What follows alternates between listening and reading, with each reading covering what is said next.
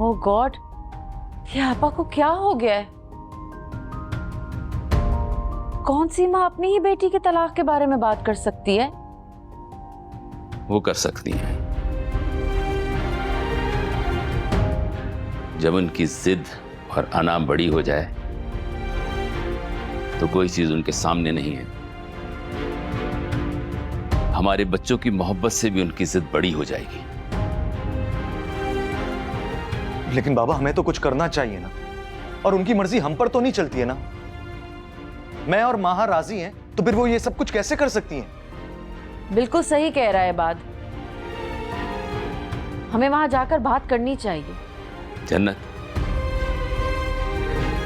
तुम्हारा ये हाल उनसे बात करने के बाद ही हुआ है ना। वो किसी की बात नहीं मानेंगी और ना ही सुनेंगी।